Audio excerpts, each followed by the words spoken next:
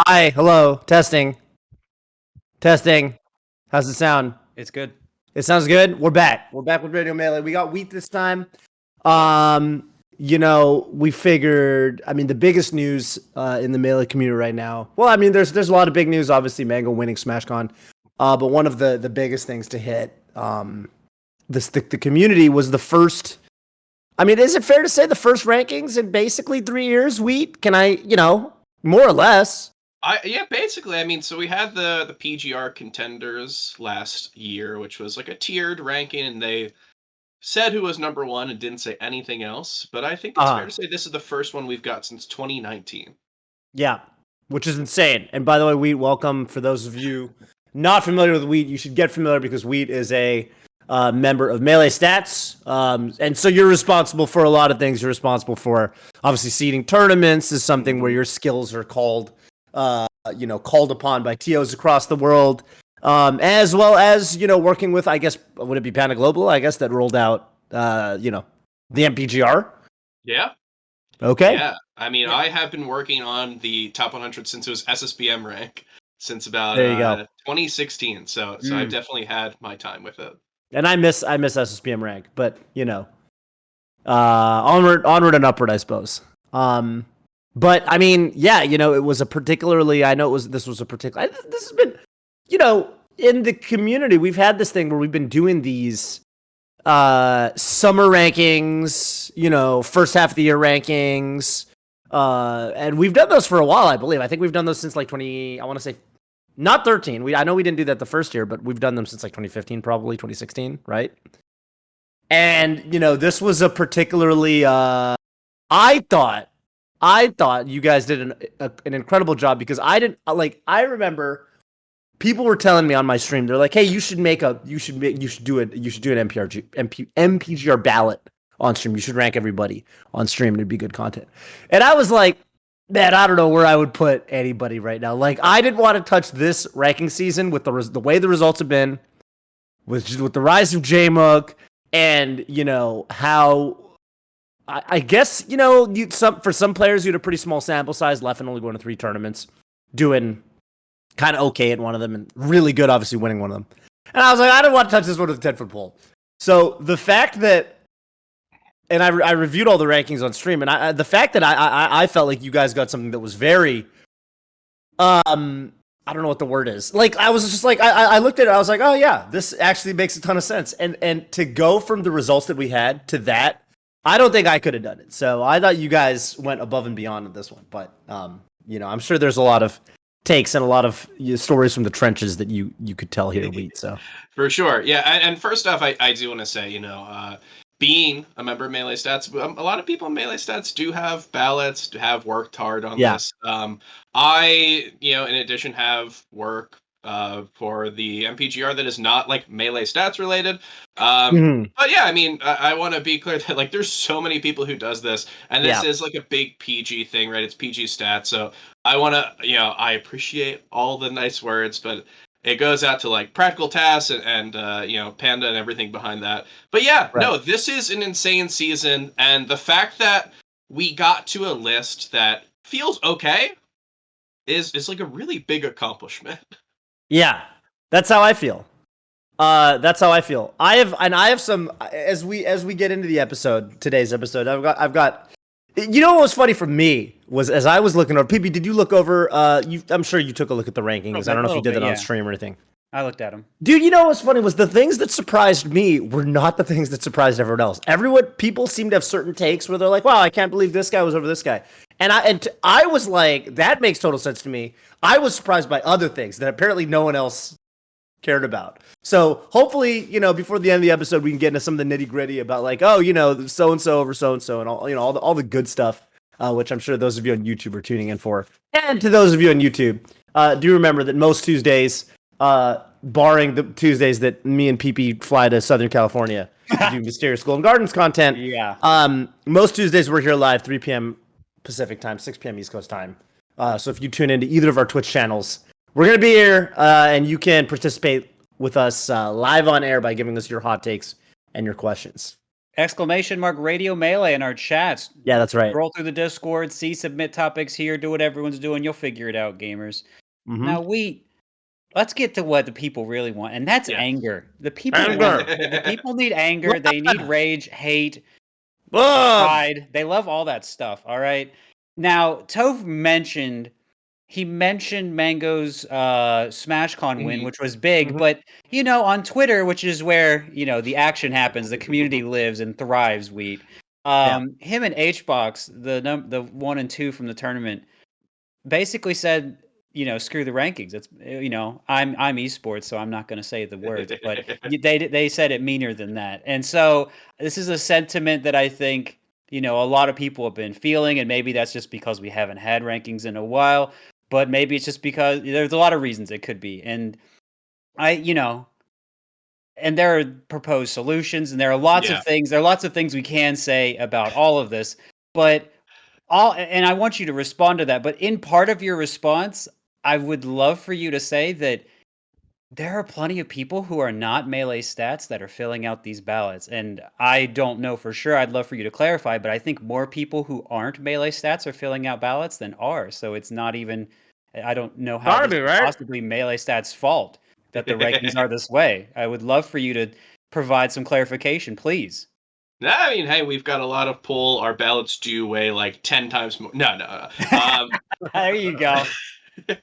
Yeah, no, I think you're right. There's a lot that's been said about what's going on. There's a lot that I want to talk about this. And I do want to be clear that, like, I don't think Melee Stats has gotten a ton of hate for this. And if anyone says it's Melee Stats' fault, hey, that's just good branding on our part, right? Okay, great. You talked about how there's like more people who aren't Melee Stats than are, so maybe that's good marketing. But yeah, basically, I think that before we get to anything, we have to talk about that this is probably the most that I've ever heard said about a summer rank, right?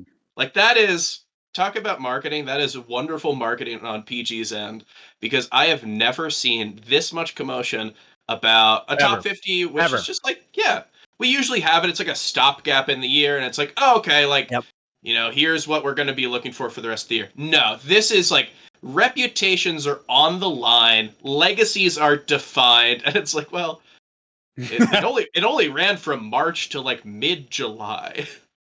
It's just like not a very long time. But yeah, it's because there's nothing, there's nothing else, right? We talked about it. This is our first in like 3 years. We're hungry. We're rabid. We're just like any little scrap we can get. And I think that the scrap that we got, the top 50, has a lot of interesting things in it. We can talk about how it's like a big shift from like the old school to I guess the new school. Even though most of these players played before Slippy came out. But I think that the juiciest stuff is in the top 10, or should I say top 11. Top 11. Toph, I saw you do a stream on this, and you had some really salient points about everything. But I guess... Wait. Hang on. What does that word mean? It means good. Yeah, you had a lot of good points. Does it mean good? I'm looking it up. I don't trust you guys. Right. No, the way you said it. Oh, okay. Thank you. Yeah. You love good words. You throw out some good words sometimes on commentary. Yeah, but I don't know all of them. There's some words I don't know, and when I don't know them, I don't like to. Yeah, I've got a story I can tell about this, but it's going to take 5 minutes, so I'm not gonna. But I don't like to assume, because salient to me, what it reminds me of? It reminds me of the word saline. I have to admit, I'd imagine there's a root there. So I was thinking, you're making some salty points. Yeah, you're really like you're salty about mangoes, and I didn't want to, but the way you said it, I couldn't. Anyway, sorry, I'm digressing. No, but I want to hear about this. These two talking heads in front of me. Yeah. I want to hear about your opinion on Mango 11th. First time we've seen him outside the top 10. It was crazy for me for Mango, because Mango did come out and say, he's like, listen, no one's ranking me above 11th. Like, which to me, I was even like, I don't know. I think I could have seen him at 10th. I could have seen him at 10th and maybe even at 9th. Okay, certainly not any higher than that. Point is, he didn't do very well.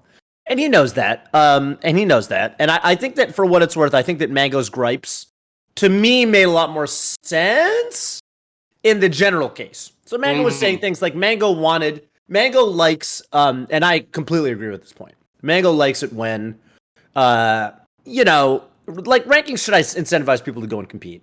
And they shouldn't discourage people from doing so. So if Mango's point was like, we should reward people, you know, you should skew your, whatever your, you know, your levers are, you know, because obviously there's different, what do you call it?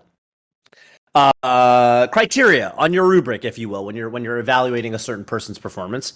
And if possible, you should do them in a way such that people are rewarded for going to more events. Yeah. But my counter argument was, okay, so I think that's true. I think that's 100% true. And that should be the case. But I think that I think that was the case, this rankings overall. Like, I think that, like, HBox over Leffen, you know, when I'm looking at Leffen versus HBox on average, I felt like Leffen did better.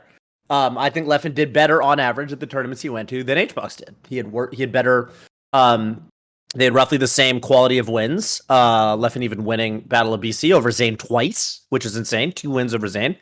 And Leffen didn't lose to anybody outside of the top 10. HBox had plenty of losses to people outside the top 10, but went to more events. So, you know, and I think HBox was rewarded accordingly. Yeah. And then, you know, likewise, you had people, I thought there were people like, for example, I think Skurzo is probably somebody where if Skurzo didn't go to a gazillion events, he probably would have been lower. And then I think there are people who, if they went to more events, they probably would have been higher. Like, I think Axe was somebody who we expect him to do, well, as we saw at SmashCon, we expect him, if he goes to enough events, he's probably just going to beat some really world-class players, and he's going to be ranked pretty high on average. So for me, I thought there were plenty of examples this season of exactly what Mango was talking about actually coming true. I think there were plenty of people who, and I don't really think there was anybody who was punished for going to a lot of events. You know, I think, and Mango said it himself, he just didn't do very well. Didn't have any good wins. And, you know, granted, it was a short ranking period, so you got to take it with a grain of salt. So, you know, that was kind of my takeaway. And, you know, for me, if anything, people were so shocked that at the JMOOC, HBox, Leffen placing. And, you know, my whole point is, you know, you can't be HBox and say, well, how are you going to put this guy over me? You know, I've never lost to him. But then you got to realize the guy behind you who's in 5th, Leffen, you've also never beaten that guy. So you gotta, you know, you can't have your cake and eat it too, right? Like, you can't use that argument to claim I should be number 3 because I never lost to this guy. Well, okay, but the guy behind you, he's never lost to you. So, you know, I thought there were a lot of things that were interesting about. I thought Mango's overall, his arguments made sense, but maybe they would have applied better in, let's say, 2019. When it was the case, I felt like there were people who maybe not were punished for going to a lot of events, but there were people you could look at their resumes and you could kind of say, oh, maybe this is, you know, you could say that about them. But I felt like this time around, I felt like by and large, the people who were going to a lot of events actually got rewarded. Yeah. I mean, you take a look at someone like Amsa over Plup. I think that was something where we weren't even surprised by that, at least me, because just Amsa kept going to stuff and kept doing well all the stuff. But yeah, HBox, I think it all comes down to HBox, right? We do a podcast, Melee Stats is a podcast waiting for game. And it feels like every episode, it's just like somewhere HBox finds his way in there, right? Yes. It's just like impossible not to talk about him. Yes. But I want to give him props because a lot of people say I should be ranked higher, I should be seated higher, I should, you know, whatever. People say that generally. Not a lot of people say I should be ranked higher than this guy, which is what he did with JMOOC. So I appreciate that. That's true. He went, not only should I be ranked above JMOOC, the fact that I am close to Leffen, ranked above Leffen, but close to him means that these rankings, you know, maybe can strive to be better. And it's just like, wow, you don't get a lot of people naming names when they talk about who they're better than. But yeah, I mean, it's a weird year, right? So I will say this. Maybe this is my reveal. I'm going to talk about my full list on our Waiting for Game podcast this week. But I put HBox at 5th. This is a year where, personally, myself, using my own criteria, I didn't really think that going to a lot of events was as much of a positive as it was in years past. And there's a lot of reasons for this. I don't think that it's as easy to get to events. I don't think that it's safe to be at a lot of events, especially because we've seen people throw up blood and go to events without a mask. So like I think it's fair to say I think it's like fair to say that going to a lot of events in like 2019, 2018 was a huge boon, right? It was very helpful for your ranking. And this year I still think you're right. I still think people who went to stuff is helpful. I just don't think it's as helpful. And I think that we're able to look at people like Aklo, look at people like Leffen, who had really just a tiny number of results, but were able to do well in all of them. I think that this specific year was good for those types of people. But even then, like we see Leffen, the difference between what that means in top 5 and what that means in top 20 is very different because Leffen still stalled out of 5th here. Yep. Yeah, I agree with that. I totally agree with that. I mean, I think you're right, and I also think that part of it is just the fact that there have been, a lot of the events got postponed, right? So like Genesis felt like the start of the season, but Genesis was in April, which is kind of funny. So it's just you just have, if you're gonna say you went to more events, other seasons, if you're going to more events than somebody else, if you're really active, that could be a lot more events. But this time we're talking about HBox went to 6. Versus like Leffen who went to 3, that's not really that big of a difference when you get down to it. You know what I mean? Especially when you consider that Leffen's, first of all, he's in Sweden. Yeah. So it's just like, it's hard for me to sit here and say that.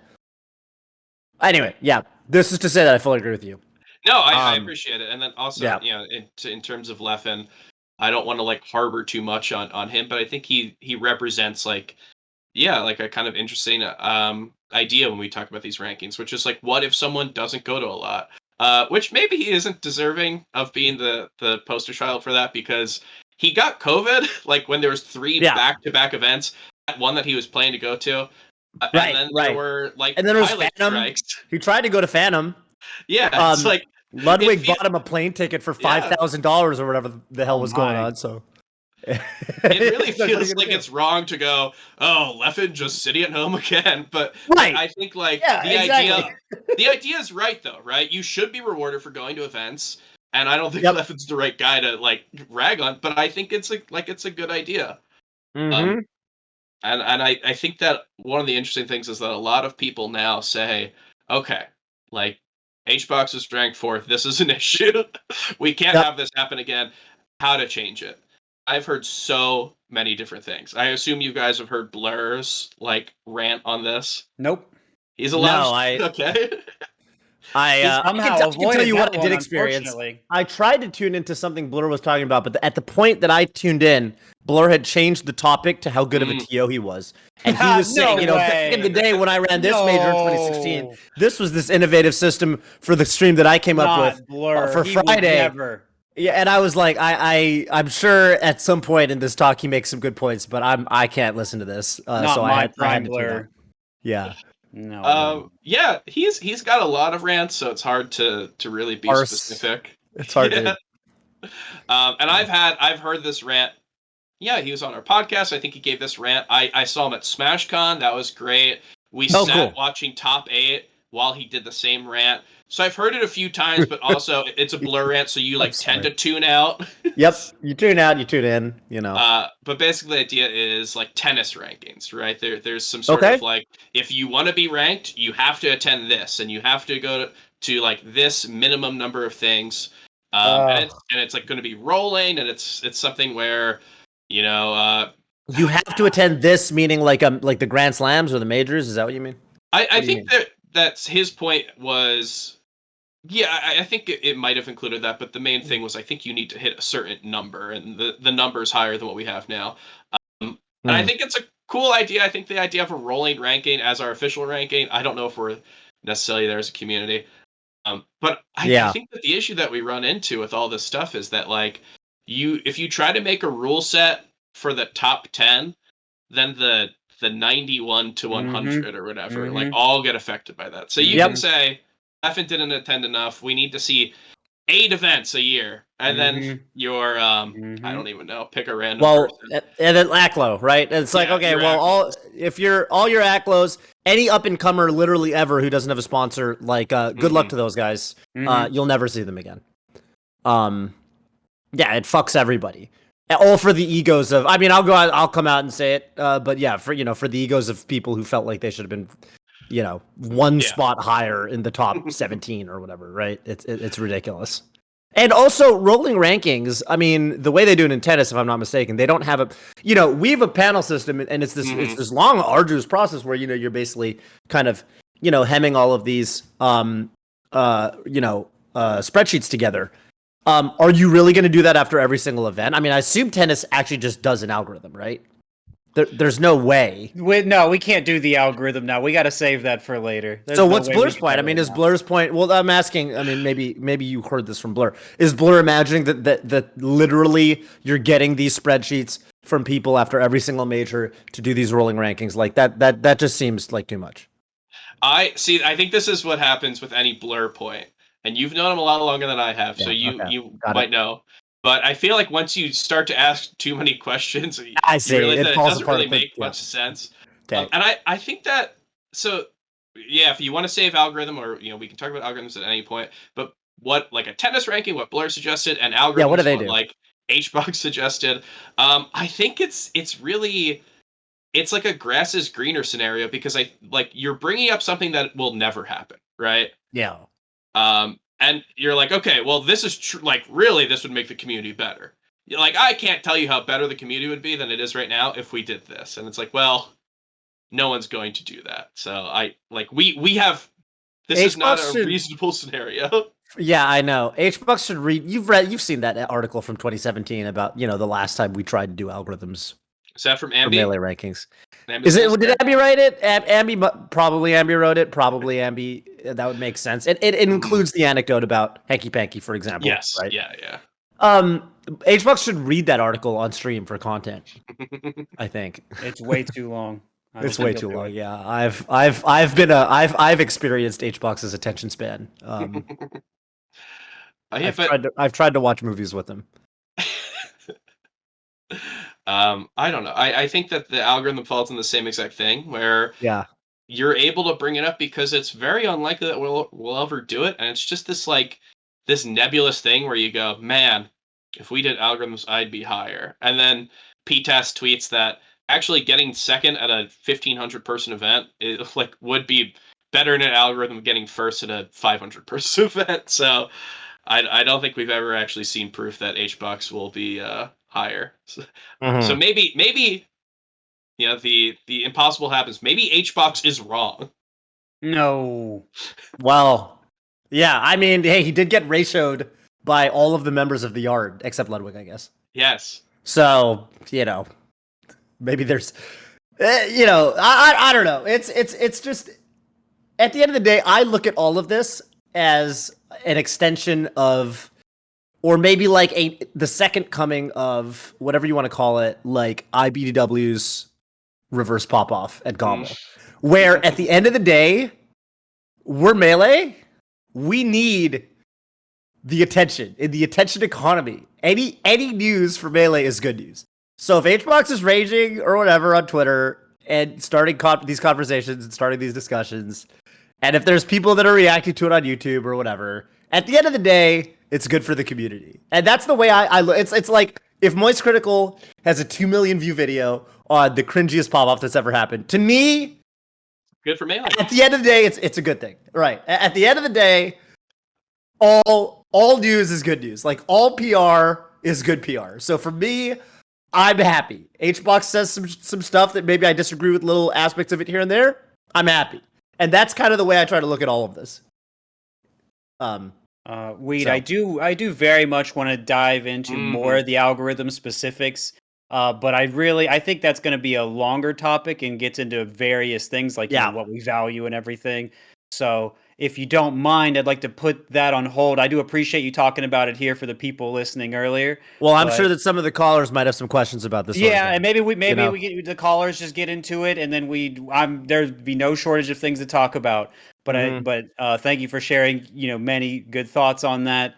And we still got to get to that rage, man. I'm looking for it. That rage. But until then, hold off until then. First, before we take our callers, we have quite a few. We're going to get to as many of you as we can so we can still have time to talk about whatever at the end. We're going to do the community voice, everyone.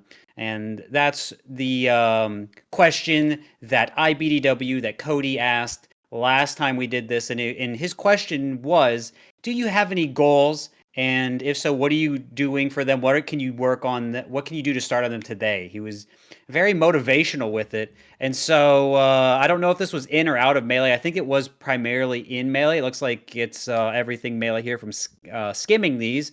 So I'll go ahead and read the first one out now from Rico, saying, my original goal for this game was to just reach a level of skill where I just beat everyone's tail all day on unranked. It was easy to say. It was an easy to say thing being a relatively new Sheik, not to flex or anything like that, but after 2 years of grinding, unranked, winning on unranked is somewhat common and leaves me feeling empty. Oh dear. Now I need to come to terms with my new ambition to one day become the top Sheik in Washington State. That's how it always goes. Yeah, that's it. That's how it always goes. It's never enough. It's never enough. But that's kind of the fun part, too. It's the journey, not destination. You know what I'm saying, brothers? That's right. I know it'll take years. It may never happen, but the ambition only excites me. Today, I'm playing a little unranked, then working on some tech skill, working out, and soft modding my weed to bring to locals whenever needed, legally.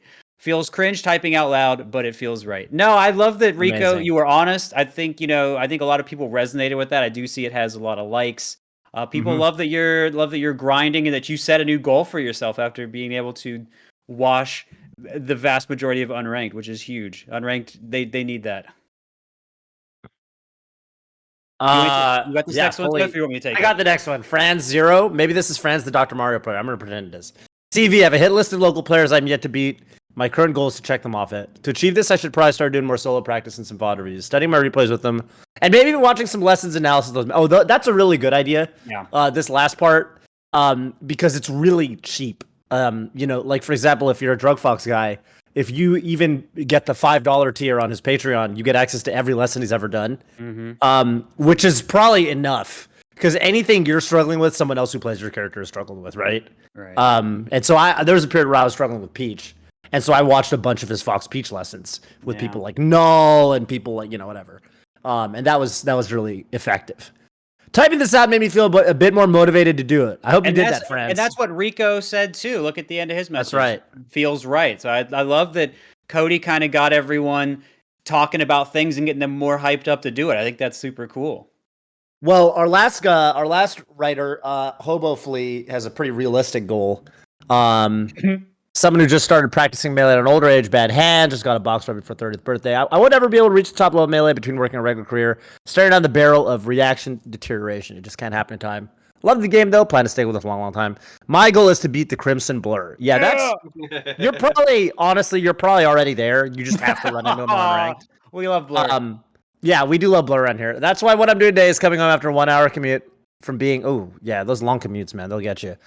From being an accountant, practicing Melee for 90 minutes. I'll throw this in. Long commutes suck, and I read something a while back. Although then again, I say this out loud. I think it might have been some Malcolm Gladwell thing, so maybe take it with a grain of salt because you never know with Malcolm Gladwell. But it was something like, maybe you've heard this, like one of the big indicators of like happiness and quality of life is how long your commute is. Do you know that? No. It's like if you're in a car, like commuting for like, an hour and a half each way every day, you're just less happy on average than people. That is a blow up, admittedly. Yeah, it's just a long time to spend in a fucking car, or whatever. Bus, train. Well, all right. King of the Cube material. We'll get Blur on, and we'll get that other guy on. Hobo Flea. Yeah, shout outs to Hobo Flea. Shout outs to Hobo Flea. You got this, gamer. Well, I guess with that, I guess we can get into our callers. I see we have a ton of questions here. Yeah. We have a ton of questions. I can't believe everyone wanted to talk about rankings. That's crazy. Yeah. Actually, we got our first caller discussion already. So let's get our first caller in. We got Verb. What's up, Verb? How you doing? Where are you calling in from? What's your question for us today? Hey, I'm calling in from Southern California. Beautiful. I went to Sealcraft. I did not go to Wave Dash. I was busy, but we love the scene here. My question, let me just pull it up because I wrote it. I'm better at writing than I am at speaking, and I think I composed it pretty well. My question is for Wheat, and it's Melee Stats' approach to all of the different aspects of competitive play as far as data and rankings of all kinds, not just the PGR. Mm-hmm. So some examples of like values, which you discussed before, like majors versus regionals versus locals, sort of the size of a tournament, upsets, Wally beating Zane 2-0, like how that would affect the ranking, even though he missed top 8, something like that, like just these weighings of certain things, a few first places versus a lot of second places or lower placings, like a quantity quality balance. And all players who are, not in North America where the scene is, overwhelmingly, centered in.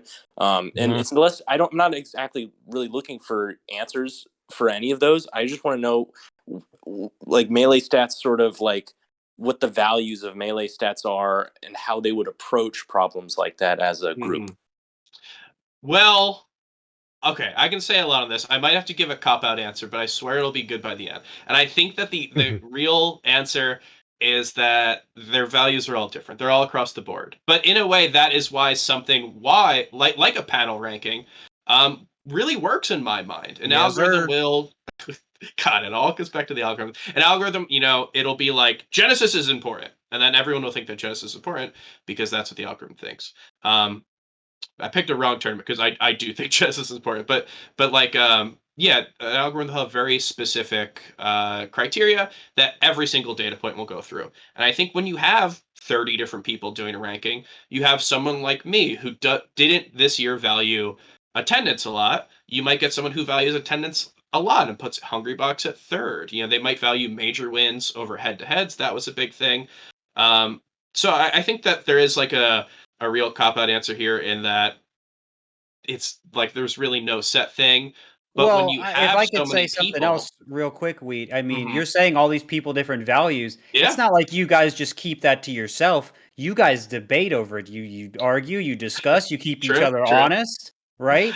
And I think that's I think an advantage of a panel system is you guys make sure that there are less maybe biases or other things like that can come in. And of course, everyone's going to have your biases anyway, but keeping that in check more, I think, is really healthy. And that's something that, especially when you're working on these things for as long as you have, can be made easier. I didn't want to cut you off, but I wanted to make that point. Well, I think you're completely right, because when you have people who have, if it's a bias or if it's just an individual way that they weigh something, when you have so many people, you kind of like, if someone says, oh, Mango was like 7th this year because they weigh, I don't know, a JMOOC win super high, that gets counterbalanced by every other person who values something differently. So yeah, I think that there's a lot of interesting things to the question. The international thing is really interesting in that I think that if you look at like PGRs from years past for Smash 4 and Ultimate, the complaint has always been Japanese players. It's always been Japanese players are underranked, and then Japanese players are way too high. It's always one direction or the other, right? It's one or the other, because like this idea of people who aren't able to come to America, right, is like, yeah, it's going to be, it's really hard to factor for that. So having the human element and being able to go, okay, well, I would like to have seen more data, but considering they have to do a 20-hour flight to get here, like maybe I will make do with what I have. So in terms of Melee Stats, just because I want to answer your question specifically, Edwin, Ambi, and I, we've had ballots for a while. Some other people who are in the like Melee Stats universe or whatever you want to call it, have also had ballots. Like Roma. Yeah. Sure. YCZ, the list goes on. But like we usually try to get a little meeting before the before we submit our ballots, but after we make them, because we don't want to like poison each other's ideas while we're making our ballots. And then every single 6 months, I guess, every single year, every single summer ranking, we get together and our ballots are like remarkably similar. So we must be weighing a lot of stuff the same. I think an important thing to note as my last point is like if you beat someone once, that's really great for the person who beat them. And it's probably not a big deal for the person who lost. So this whole idea of locals, so I can't go because I might lose to Mega Christmas. That's like, well, if you're 13-1 with him, it probably looks better for Mega Christmas than it does like look bad for you. Look bad for you. Yeah. So those are just some of the values that we personally value and that I've seen other people value. That's really great. I really like that answer.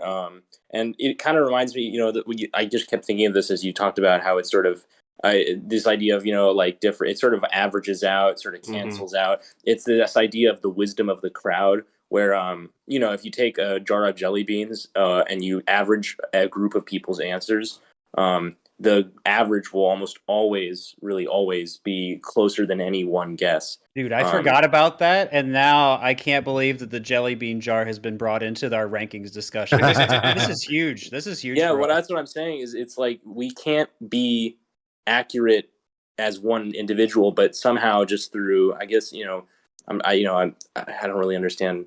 I'm not an expert on statistics, but it's just in this sort of miraculous way. We happen to be diverse enough in our opinions that the average sort of comes close to something that feels really right to all of us, which is pretty cool. So but then an algorithm, maybe you could do the same thing with algorithms.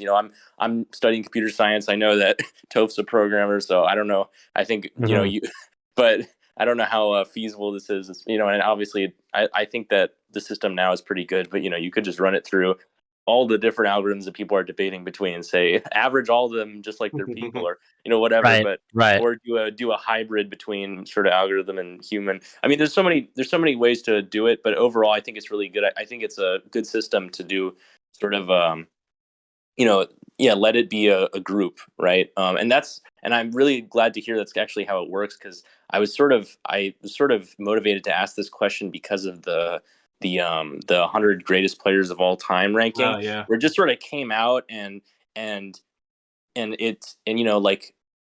sort of bothered me how people were saying like Mango's officially the GOAT, and I was thinking, what's official about PG stats, and what's official about greatness? You know what I mean? Like, how do you weigh it, right? Like, if you weigh consistency, it's Armada. If you weigh like the golden age or whatever, I don't know. You can probably tell I wasn't around at that time. Then maybe Ken. I don't know, but like, or difference between all the Smash games, with Music King and Brawl, and so to choose to weigh one of those things, like weigh the weigh consistency and put Armada, or weigh the sort of fan favorite and put Mango. It's sort of like, I was wondering, like, how is this happening? What is this? What are, like, it seemed like there was this deliberation and there was a conclusion, and then a list was put out, and I couldn't really tell what any of that process was. And I still don't really know about that list, the greatest players, but at least for the PGR, which is what we're really talking about right now, it's what everyone's talking about.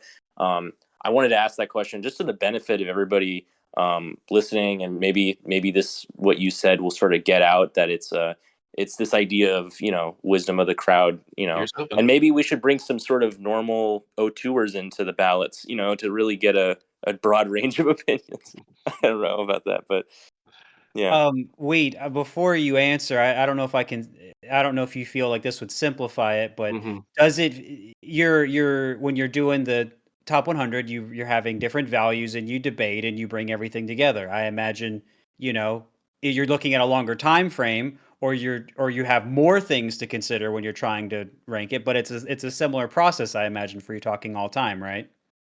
Yeah, I think it is pretty similar. When you get to all time, I think there's less quibbles about, oh man, I can't believe this person lost to Reeve or whatever, right? Like I think that's smoothed out. Yeah, the legacy, it definitely becomes a big thing at that point. And yeah, I think it's just a completely different thing. But I mean, the base of it's still the same, right? It's I think that the general values are all similar, and they'd be what you'd expect, like what the average person would value, and then just some differences in opinion that, didn't you say you wrote a lot better than you speak, and you bust out wisdom of the crowd right away? Did I'm anyone sorry else about that. notice I don't know. one? I think my name is verbose for a reason. Oh, is it verb? Okay. My full name is verbose, but yeah. So there it is. It's sort of a double thing, because I like linguistics and programming, so it's like a double meaning. But anyways. But yeah, that's just kind of my viewpoint on it, is that when you have something like this, you're right, you have the wisdom of the crowd, you have all these people coming together. And I will say, the top 100 was different in that it was a melee stats idea that worked with PG stats. So you're seeing some stuff behind the scenes there of it being a smaller core, and a core that was more willing to talk to each other. For PGR, there's no like forum or anything. A lot of people do end up talking to each other, but there's no like organized thing. And one thing that I want to bring up really quickly, and I hope it doesn't spiral into anything, is that how the data is presented, in my mind, I think affects it. I have nothing to go off here, no concrete information, but a lot of times you will see like that the data might be presented in a head-to-head between all the players on the ballot, and then you might see like maybe they show losses outside the ballot, or maybe it shows the entire set record with anyone that had a loss to, right? Because if someone loses to someone once and that's the only set that gets noted, someone might see that as more as a negative than seeing 10-1 with someone, like we talked about. So I do think that in a way there is also an aspect of like we see all this stuff and how it's actually presented to people. Is it just a list of placements? That doesn't really help. Is it like a list of placements with who they beat there? Is it just a list of everyone they beat in the year? Yeah, I don't really know if that has a huge effect, but I do wonder sometimes if that just like how we present the data changes the things that we value. But I don't know. I guess maybe that's something that we need to look at. Yeah, I think that's what's so nice about this idea of, getting a diversity of opinions and having them sort of come together and cancel out average, just sort of combine into something. Is it's very meta. Like it's a superset of all these other problems. Well, it starts to sort of mirror the community standpoint, right? Like the more like if it kind of if there's someone has an outlier viewpoint in terms of what they really value, on average, if you have enough people, that viewpoint will kind of be pushed down, right? And the things that people care about, which ultimately is, kind of what the rankings are supposed to mirror, get brought to the forefront, right? I mean, in theory, at least. Yeah, that's the idea. All these different weighings, they all are improved by the same idea. Yeah. Yeah, and for one last point, because I mean, we've gone on this for quite a while, and I do want to get to I want to get to another caller or two. There's a lot of different things people could weigh for all time, and that how long they've been playing, how consistently they've been getting certain results, or how consistently they did number one, or maybe even some people might even consider brand and other things like that as part of it, and so these are things that will change year over year as we continue to look back on it. And continue to have these discussions. It's always an evolving thing. Perspectives are always changing. But that being said, I do kind of want to move on so we can get some other callers and other perspectives in here too. Sure. Thank you so much for calling in, Verb. Do you have any shout outs for us on your way out today? No, just SoCal is cool, and then I really like the stuff that GG Melee is doing. Hell yeah. Me too. I think it's really great, and I watch all the stuff, and I think it's very underrated. I love that what GG did, getting a commentator, one of the five gods, and then two like just top players, really great players. One is the Zane's number one in the world right now in the summer ranking. So I just you guys are a great org, and that's why I come into these things to ask questions. Yes, sir. You guys are the only ones really given this opportunity to talk to people like in the community, stuff like this. So that's really special. I think that will be appreciated as time goes on more and more. I hope so. Guys. Thank you. Take care. I appreciate that. Counterpoint to all of this, Elliot brings up, Elliot, the Falco player in my chat, brings up, our Frauda couldn't win against Sweet Goat Delight. How does that change your view on everything? Man, Elliot had such a way with words. Yeah, it's really poetic, really poetic stuff. My entire worldview has completely changed. Yeah. Now that he puts that into the ether, we really have to reevaluate everything we're doing here. But until we do that, let's bring on our next caller. Twix Chex Mix, what's up, gamer? Twix Chex Mix. Where are you calling in from? What's your question for us today? You are muted. Twix Chex Mix had to have been really hungry when he made his when they made their username. Hello. Yes, we can hear you now. What's up? Where are you calling in from? What's your question for us? Hello. I'm calling in from Irvine, California. And my question is, throughout the years, are there any momentous instances with like impactful changes or improvements that have been made to the ranking process, especially such as coming from like when it was Melee on Me rankings to like PG stats now? And are there any changes or improvements that you anticipate or would like to see going forward? Oh Oh, that's a cool question. That is a good one. That means he's not going to say algorithm. Who knows? I do actually think in a funny way. PTAT's practical test for anyone who doesn't know. He took over a big part of the rankings, although he was helping out for a while. And I don't really know the exact timeline, but he definitely was not on the first one. So there was ones that he was not working on and ones that he was. And I do think that like he did develop a sort of algorithm in a way to cull all the results together, which I think Taffa was doing in a slightly different way. So that's kind of an answer to the question. But yeah, I think that one of the biggest differences is it's a community shift as well because we have more events. But it's also, like I said, about how important data being presented is. I think that's it as well, right? Like back in 2013, I've been lucky enough to. I was not in the scene at the time, but I've been lucky enough to see the ballots that people got to make, and it was pretty bare bones. It was like, what do you think of this person? And there's some results that you can find on your own, but for the most part, it was just like okay, tell me what you think of AMSA, and that's why. I got a ballot, I think, once when they were trying to get me to Yeah. do that. Still, they didn't learn their lesson yet, and I was given a list of people, and I just numbered them one. You just numbered them 1 through 10, Yeah. and I was like terrified. I was like, "What are you guys doing?" It's insanely different, right? I mean, AMSA was ranked in 2013. I pretty sure it was based off of like friendlies and exhibitions alone. Which, hey, nice. I mean, it turned out to be a great call. He's incredible. But like something that we probably wouldn't see nowadays. Yeah.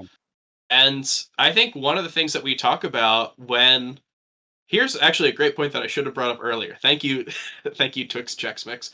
The exact question has changed. The exact question used to be using the tournaments from blank to blank as reference. Rate everyone based on how you think they do if they went to 100 tournaments a year or something, or if there's or they went to a tournament today. I would get that one sometimes. Yeah, which is a totally different question. Those are very different questions. And so like it changes it, right? I view the current MPGR as a report card. It is what you did, and like it's past tense. It's past tense, not future tense. Yeah. I'm not trying to predict who's going to be number one when I say Zane. And I'm saying Zane, based on his results, was number one. And this is a point I wanted to make that I was kind of reminded of. We were talking about the rolling rankings ideal earlier and stuff like that. Some people kind of say, well, when you seed a major, aren't you kind of, isn't that sort of rolling rankings? Like whatever you're doing when you seed a major, isn't that basically the rankings as of today? And that's kind of the case, but there's a subtle difference, right? Where I think when you're seeding a major and you're ranking all the players, basically, you're stack ranking them, you're more predicting how they're going to do that day. Versus when you make actual rankings, you're not doing that. You're just saying this is what they did up till now. Right? Like Mango, you could take Super Smash Con. Mango probably wasn't seeded under, I don't know what Mango's seed was. They probably seeded him pretty high. They probably seeded him higher than what his ranking was, which I think is completely reasonable. Right? I don't know. Yeah, I mean, believe he was, I know he was seeded higher than none, right? It's definitely a difference in terms of what the two value. Yeah, I mean, I that's an interesting topic. I imagine you could really get into. I could. Are you tempting me? Don't tempt me with a good time. I want to save time for algorithm time, so I'm not going to tempt you. And you can always get that on the Melee Stats podcast. But, of course, plenty of things to talk about. What this question sounds like. Yeah, I mean, So I think I brought up a couple things of things that we've seen differences, and it's a lot of like logistics, right? It's interesting how these small little things do affect how people view this, and how people think about everything that we have. If you got a blank sheet and it just was like write down the 50 best players of the year, your list would be completely different than if you had head-to-head with all like 60 players on the ballot. And I think that is one thing that the top 100 or the top 50 or whatever has gotten a lot better at. That's providing good. all the That data. really helps. That's good. Yeah. And in terms of stuff going forward, yeah, there's a lot of interesting ideas. And I don't want to. I am part of the team. I will say that I don't want to act like I am the one making decisions. Well, not the big wig. Right. But I know that there are with PG and stuff like that, when something comes out, they're always thinking about what they can improve.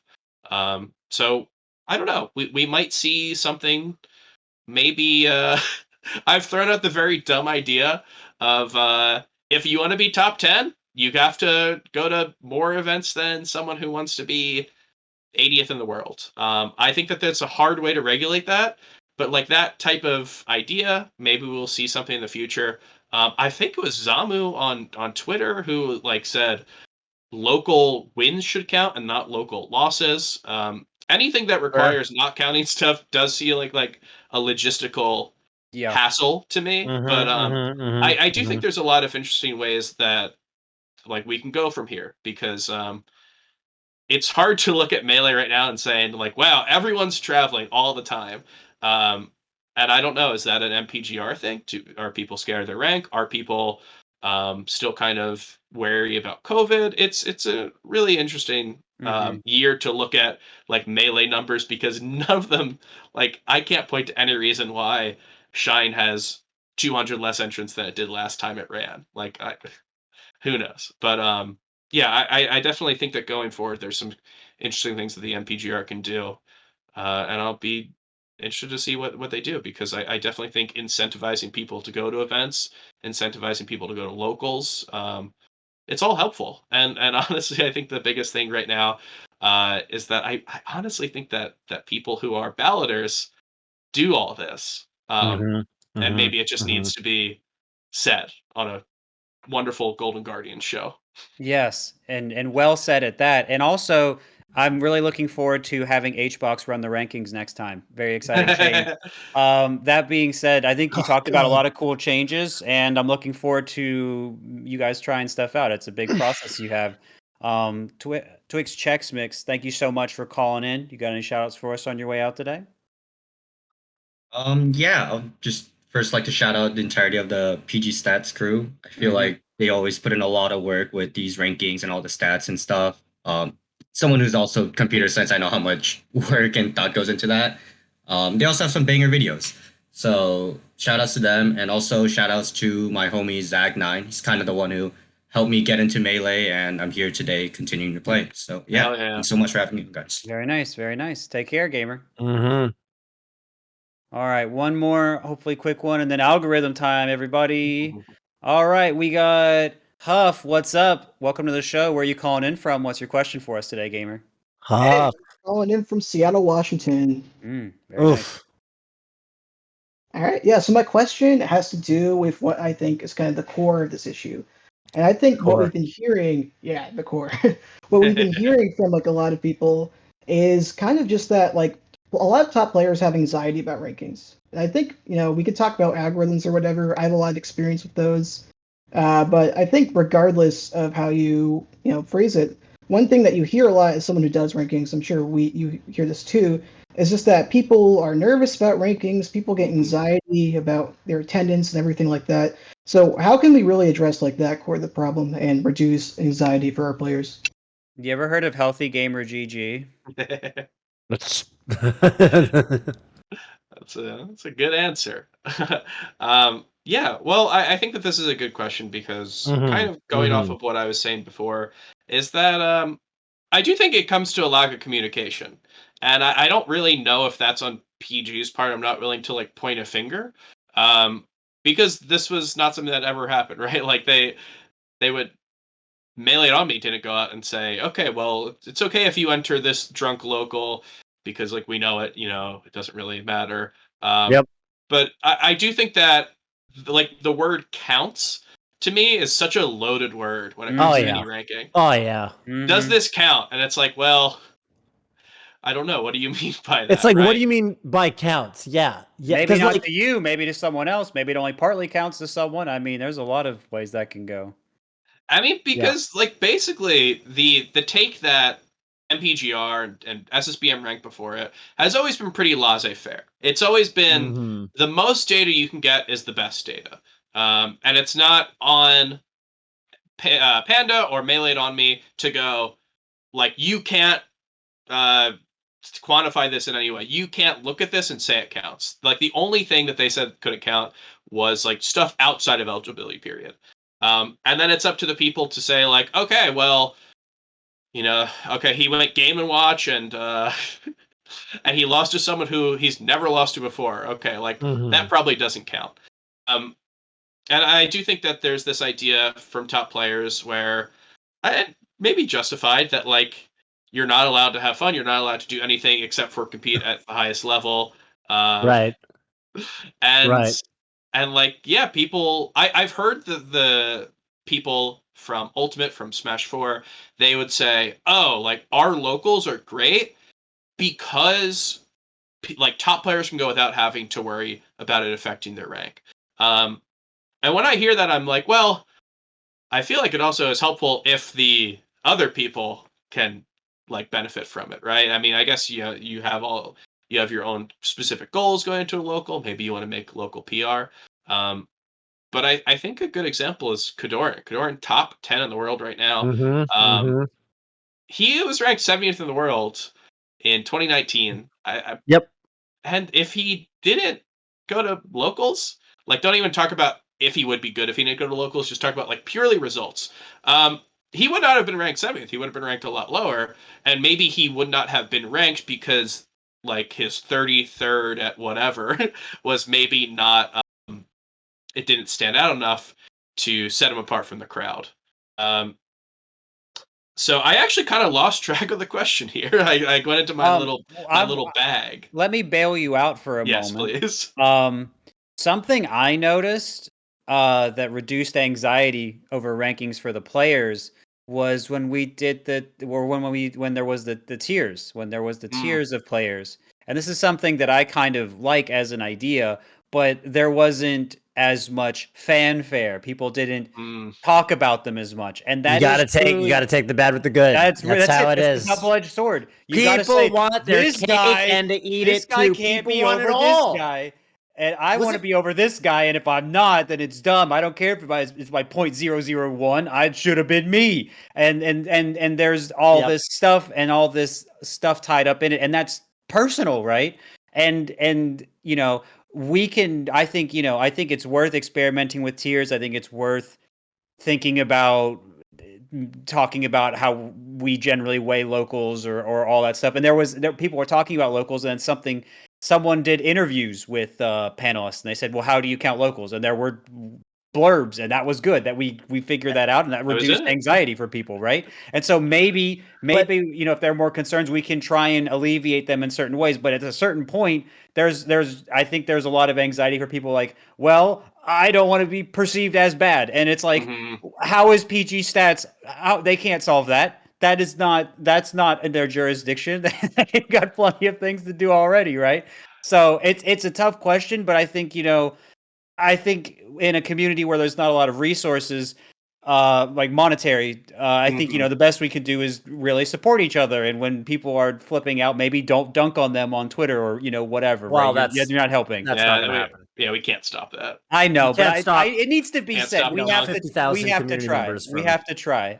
What I think is tough with all these suggestions is that at the end of the day, there's always going to be a trade-off. There's always going to be a sacrifice. So you say use tiers, but you got to remember that when, the grass is always greener. Right, when they rolled that rankings out, people said, well, this is a cop-out. And they said that, so I don't remember what the actual who was in which letter, but it's Lucky would be in the C tier, and then so Lucky's a C rank player. Like that doesn't sound very impressive. We just do A+. He's top 20 in the world, but he's A++, A minus, A minus plus, and then every single solution to this, short of just deal with it. Ultimately, there's some trade-off.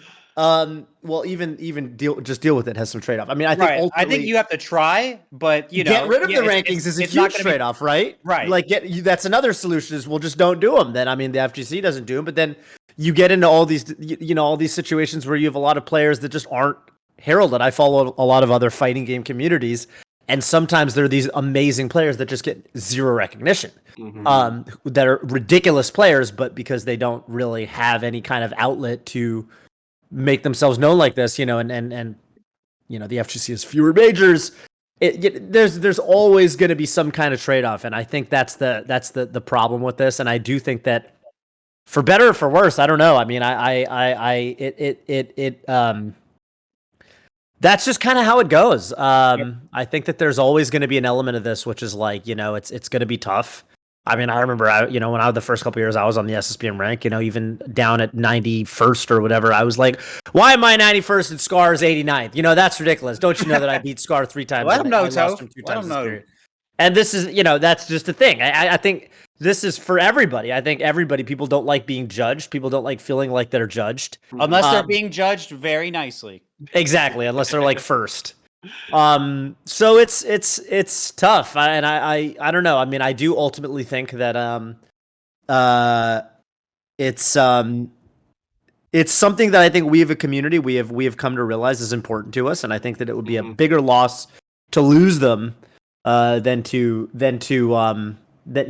like we get over it, I think, as players pretty quickly. I think that by next week, I don't think you're going to see that many people who are still that distraught about it. For example, and at the end of the day, I do think that it's ultimately, like God's work is being done here, because I think it keeps the community alive in this way that I think not a lot of other communities really have something like this going for them. Yeah, I'm just curious if I could drill in a little bit more to what you said, Toph.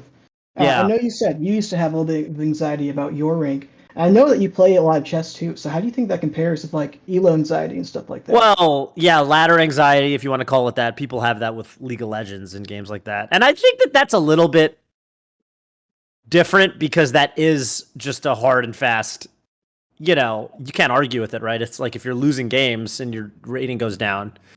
Versus rankings, I think the tough thing about rankings for people is that that somebody somewhere put you there, right? Like somebody on some spreadsheet somewhere said that you were worse than so and so.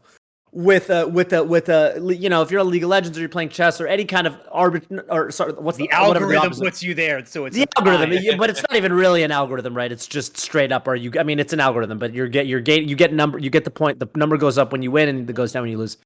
That you can't argue with that, and no one's passing a judgment on you about that. It's just a number that only you and your performance is influence over.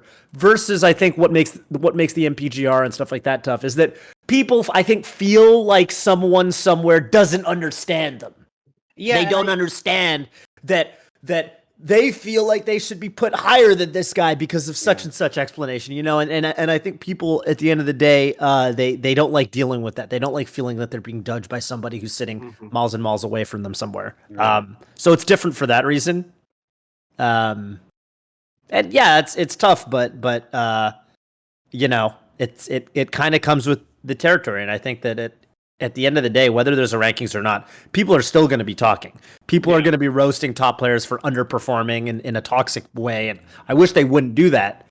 But people do that in a lot of other communities where there is no such, where there is no ranking, right? And so it's kind of like it's funny because the way I see rankings is kind of like a microcosm to how the community actually sort of already thinks of things in this sense. That's but it's tough, and like PP says, I think that people should be a little bit more empathetic. Yeah.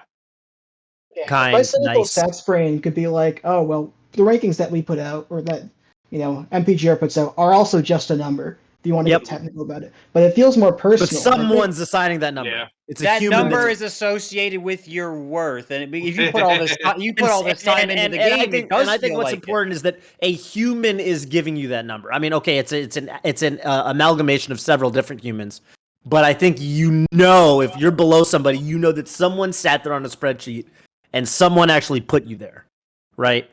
And I think for people that can be kind of tough. It's definitely easier to say, oh, I know more than a computer, but it's harder to say, I know more than 35 humans. Right, because then you want to argue with them. And I think that's why people get so defensive. Oh, we're so close to the algorithm talk. I can smell it. This is the warm up. Wheat, closing thoughts, and then we got to get to it, man. I want to hear about this. Closing thoughts on the anxiety question? Yeah, if you have anything else about it. Yeah, one last thing really quickly.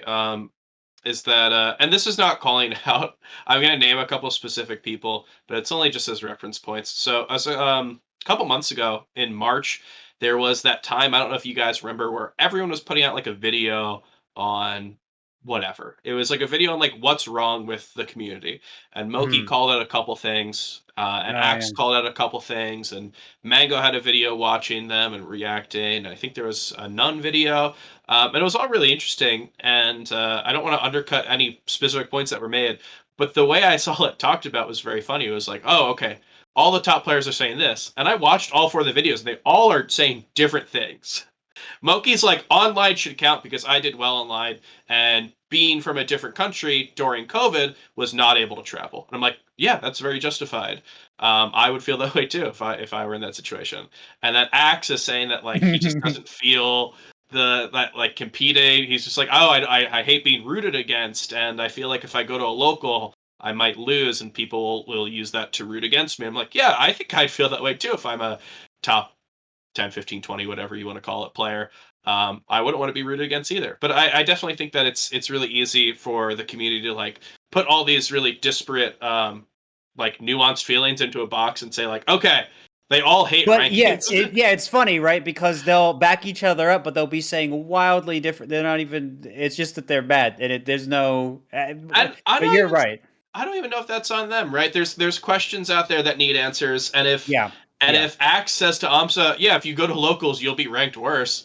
Like, yeah, if I'm Amsa, I'm believing that. So I understand that. I made a joke on a podcast that we had a little bit ago that like Melee is better off if I have a Discord where it's only top players and no one can talk. I just like post like when tournaments are and like flights to it.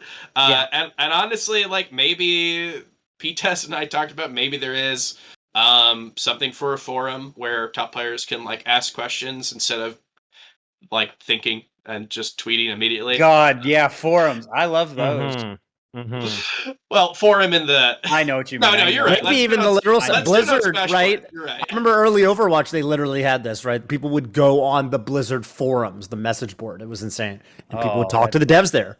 Oh heck yeah! They might still be doing that, but anyway.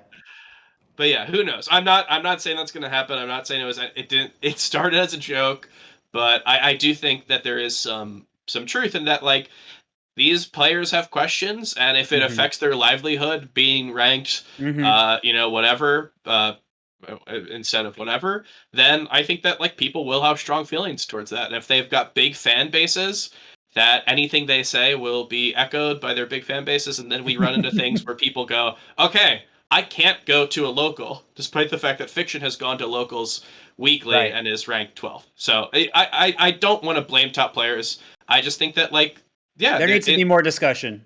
There's an inherent communication issue, and I don't think that's on PG. I don't think it's on top players, but maybe that's something that could work. It just has no. I don't think the effort's been made fully to bridge that, and that just needs to be made. But that's okay. We'll figure it out as long as we keep trying and don't yell at each other, like we're going to do in a minute about algorithms.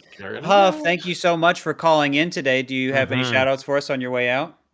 Absolutely. So yeah, I actually have a shout out in regards to algorithms.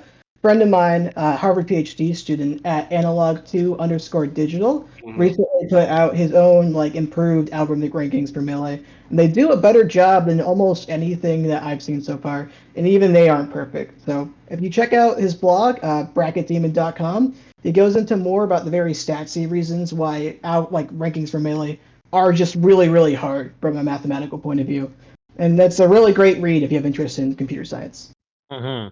Yeah, well said. Thank you so much for calling in. Hope you have a good rest of your day. All right, thanks, guys. See ya. Appreciate it. Oh, Wheat. We've gone a while, but I do, as much as eloquently as you can. I think algorithms. It's come up every single call. We talked about in the beginning. Make sure you're thinking about your community voice while we go over this too. But man, algorithms, right? Like, here's the thing, Wheat. Here's the thing. If only players understood what was ranked, what was important, and what wasn't, then they would just know, and then there wouldn't be so much confusion when rankings came out, right? They would just always know. But now there's no knowing. Algorithms are fair and unbiased, and everyone knows that. And so I really want to know how this could possibly be wrong and why we haven't done it yet. Why have we not done the obvious solution, Wheat? Well, it's really good that we have Smash 4, right? Like, And I know that they don't do it in Ultimate anymore. They actually just changed it this Yeah, the summer last year. Yeah, I think it was supposed to be like it was supposed to be 2020, and then People, it was funny because they had this thing where they had the X factor, which was basically like which direction the player moves based on panelist opinion relative to the official ranking, which was the algorithm, and then that direction was always in the favor of what felt correct. You know what I mean? Like there was always some player who was like, "Wow, this person's way too low or way too high," due to the algorithmic rank or whatever that they would get. And then there was this thing that they would include on their card, which was like, this is where the people put them. And that always felt more correct. So I think at a certain point, I imagine, they were like, dude, let's just do that. But why is it this way? Maybe you just have to, maybe you have to sit here and just regurgitate Ambi's article from 2017. But, so Ambi does have a great article about how it's incredibly hard to do any sort of elo, glicko, any sort of type of thing like that in a double elimination style. And the fact that a lot of these games that do use this type of algorithmic ranking are not run double elimination. Can I interject? Is it specifically double elimination? Like, is it easier if it's single elimination? I believe so. Yeah. So there's that wonderful article out there. There would still be problems. There would. I don't think that solves it. But it doesn't. It's not everything. Yeah. There's still the issue of, like, for example, you have these closed. What do you call it? Like areas where you have someone who's just farming their. Wait, you must know this guy. You know the chess player in prison that became Claude Bloodgood, or is that the Bloodgood? Yeah. Do you know this story? Do you know of Claude Bloodgood? Claude Bloodgood, 1937 to 2001, was basically, he went to prison for life. Like, he was a convict. He was in and out of prison, and he was sentenced to death in 1970 or whatever, and he was in prison for a very long time. And he was a very active chess player in prison. And he played a ton of rated games and correspondence games in prison. And because he was only playing in this closed pool, he would literally teach people how to play chess in prison who didn't know how to play. They had nothing better to do. And then he would have them fix games with each other where they'd play each other so that they could get an official ranking, and then he'd beat the snot out of them, so he would farm ranking from them. And then he'd find new prisoners to do this with, and he at one point was the highest rated player, I think, in the world.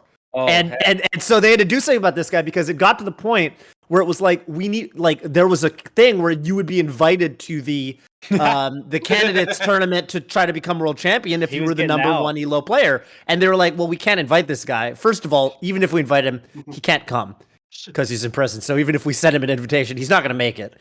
He doesn't get to leave prison. That's not something that they make exceptions for.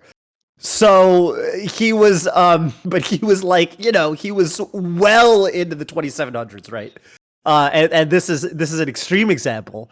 But it turns out that this happens, especially when you have. I remember back in the day, we had GarPR, for example, in NorCal, which worked, I think, pretty good in the NorCal scale. But then the problem was when you factored in people from out of state or out of region, you had people who were way too high or way too low in one direction or the other, because it turns out that pools of players don't really always play that well with each other based on which results are even getting reported. Some tournaments, the TOs just do a better job of somehow submitting those brackets than the others. But anyway, just a funny story. You can look into Claude Bloodgood on your own time later. If you're interested. Really funny Wikipedia article. You should check it out. Yeah, I mean, there's definitely a lot to it there. Like, I think Claude Bloodgood is obviously like the funniest example. But we talked about earlier. Hanky Panky was like highly ranked on something that someone tried to do like this. And I've seen ones where like SA Nick from Australia is super high, and there's all these different types of things where like there's been enough examples where we know that maybe just a pure algorithm that's not going to do it. But yeah, I mean, I think a lot of the reason why people go towards an algorithm is just because it's the other thing. The grass is greener. We talked about it. And for Melee, it's probably this thing that we're never really going to do. So it's really easy to bring up something that won't happen. And now, you don't have to go into this with any detail, but why would it not happen? Is it just too complex to make, too many variables to put in, and too hard to weigh them? And there's also way too few games being played, right? Like, when you think about the games where Glicko and Elo and all that makes sense, those are games where I think that the sample size is just 10x at least what we have in the Smash community. Mm-hmm. I think. Yeah, well, yeah, especially for Melee right now. The idea of Ultimate. Some people, because Ultimate and Smash 4 had algorithms, you will see people be like dissatisfied, and they'll go, "Should be an algorithm," because they just like, well, wow, this algorithm really would have ranked me higher. I'm sure it's the fault of the panelists and not like me getting 5th at this tournament instead of winning. But yeah, no, I think that in terms of why there is not going to be an algorithm in the foreseeable future, and maybe I could be wrong on this, it's that it just seems like there's a legacy to Melee. When Panda started doing it for Smash 4, there was no real precedent. There was like a brawl rank every like year or two that was kind of done. But Smash 4 was a fresh game, and they were the ones who were willing to not only make it, but also put a lot of weight behind it, put a whole they had like a whole infrastructure around this ranking by going, this tournament's an A tournament, this tournament's an S tournament. They had a lot of push behind it. And, we could see that in Melee if they wanted to. But we've had this for so long, and I think that they've already switched Ultimate to a panel. It does seem like the tide has shifted in terms of anything regarding an algorithm. So yeah, I don't know. I guess in a broader sense, I think algorithms are very interesting in Melee, and I don't think that people should stop making them. I think that Analog, who is shouted out by Huff, I think they should continue to make algorithms because I think it's an interesting thing to see for us. Ultimate has Orion rank and has PGR. Orion rank being an algorithm, and PGR now being a panel. So you could always run both, right? It's good, right? Like you're right. It's good to have both to see stuff like that. You get to see like, okay, wow, I guess HBox was 4th because every single algorithm I saw had him 4th or lower. So it is helpful to understand our perception of this, and I don't know. I do think that a lot of times we see a list and we go like, okay, well, let's see how, especially if it's an algorithm, we'll go, let's see how correct this list is and look at the top 10. But like, who knows what the rest of the list might have. And I think that just in the way we talked about, like maybe Leffen didn't go to enough events.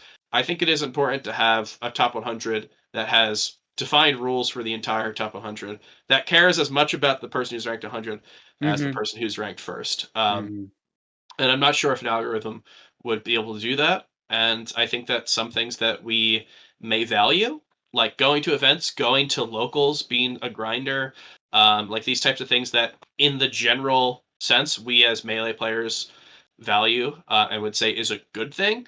I'm not sure if an algorithm would be able to do that. The PGR in the past never used locals, and that's a whole can of worms. But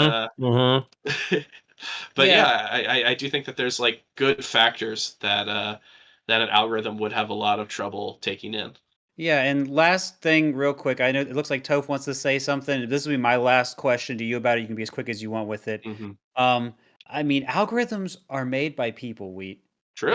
And what you set it to value is what it's going to value. So you can't really remove the human element from it, which is the thing that always gets me about it. And I find that to be the simplest way of explaining it. But I get, at least it's simpler for people because at least you kind of know. But I don't think that simpler doesn't mean better in this case necessarily. And I just kind of wanted to reiterate that. If you had any clarification about that, fine. If not, we can go to Toph.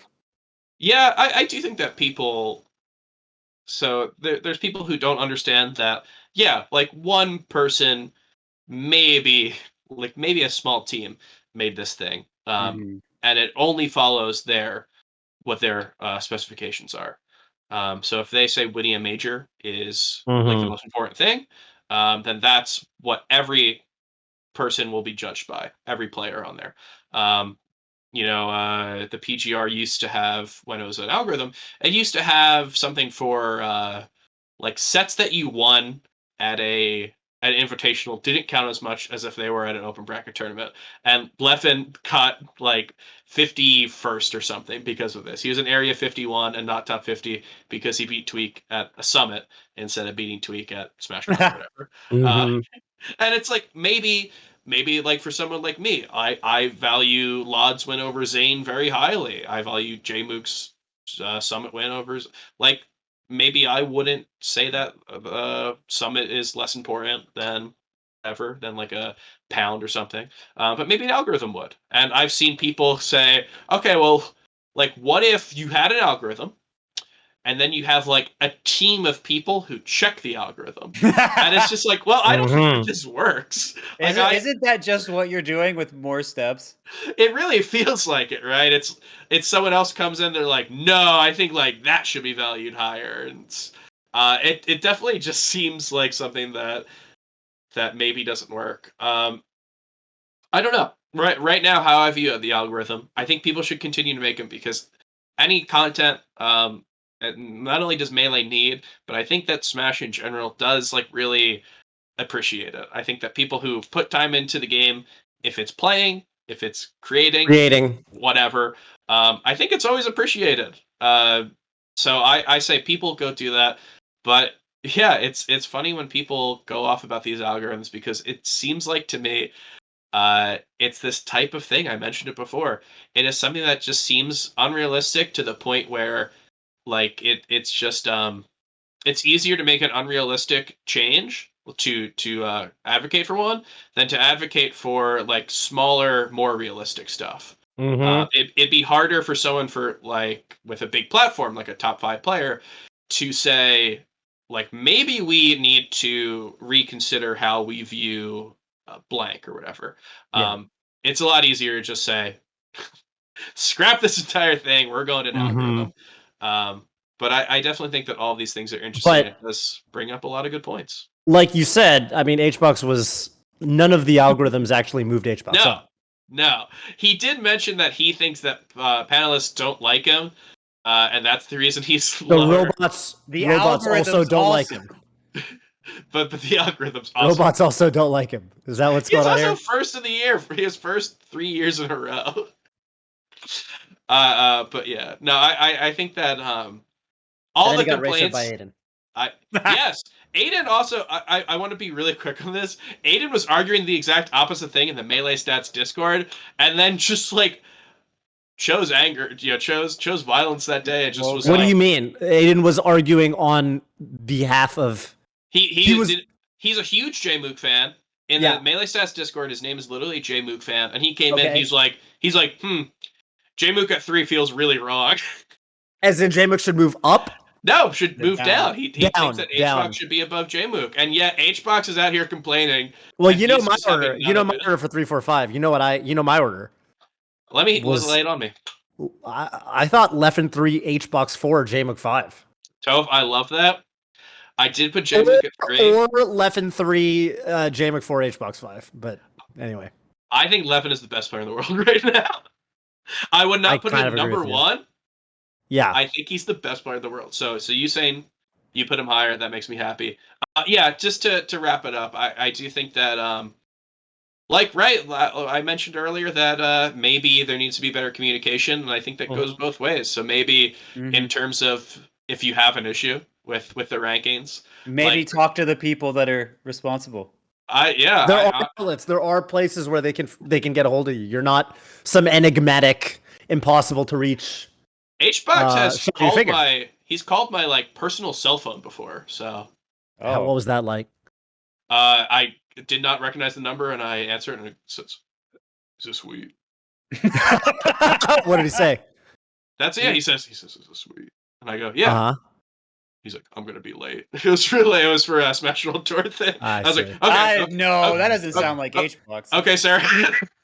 But regardless, communication is open, and I think that's actually more than a lot of top players will do. That's true. That is actually that is growth and maturity. Actually, I don't think I've ever called a TO's phone to tell them I'll be late for my pool. I'm not usually late for my pool, but you know what I'm saying. But yeah, I think that the thing to come away from this is that like everyone benefits from a better ranking.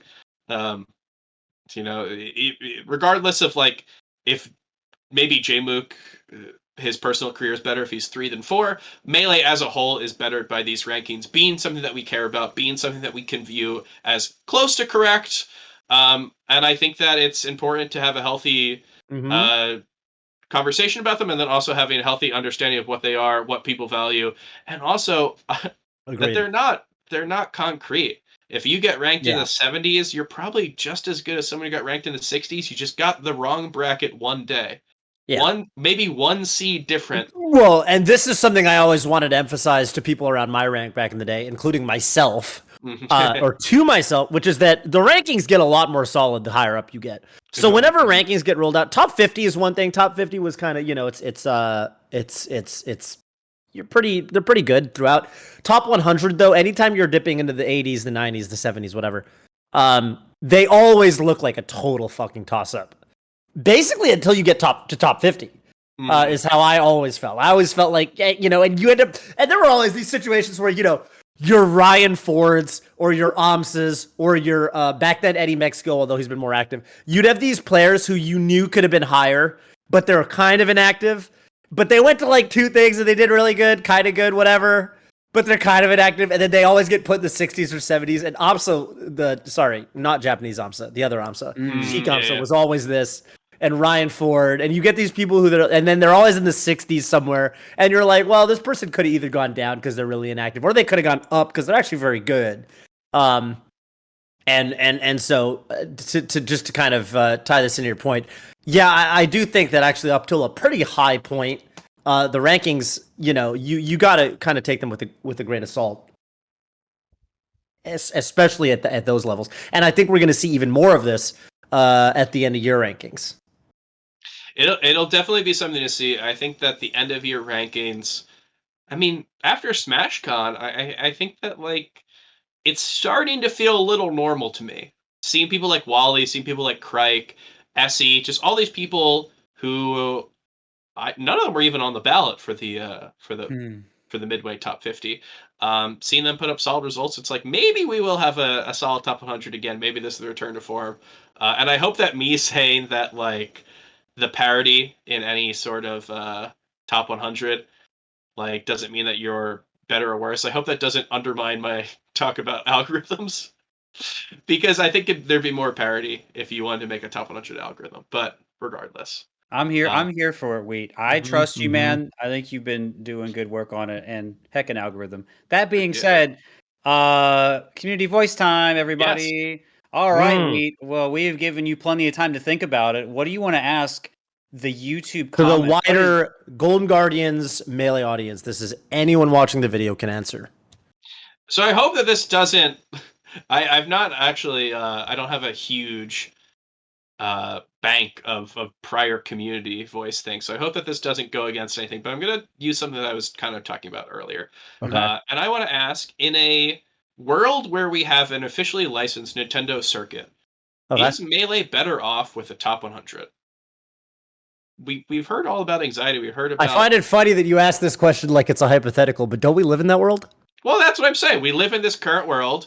You've talked about FGC. They won't have rankings. They have Capcom Cup. They have Tekken World Tour. They have ways to prove that you're the best in the world. And they have people who I don't think say that they're afraid to go to tournaments. So the question is, like, is our scene healthier with or without a top 100 in the current world that we're living in with officially licensed Nintendo circuits? So that's what I want to hear, because I definitely think that there's some different views. So I definitely want to hear from that. Yeah, I won't bias it much. I do think there's a couple different ways you can look at it. One of them being, you know, rankings can come out of the points you get, or, you know, it can be good to have that as, you know, a way to evaluate things differently than whatever the circuit does. But, you know, maybe it's too much, and, you know, simplifying it is good. So, you know, just a couple different ways to throw it out there to look at it. But holy moly, we went for a minute on it. And I think because everyone has so many strong takes, but I think this video is going to be good to come back to if people can find the information, because it's everywhere in here. But you held it down, man. Thank you so much. Thank you, Toph, as always. Great insight, great energy. Love it from you, King. And thank you guys out there watching and listening. This has been another episode of Radio Melee. We'll be back next week. See you then.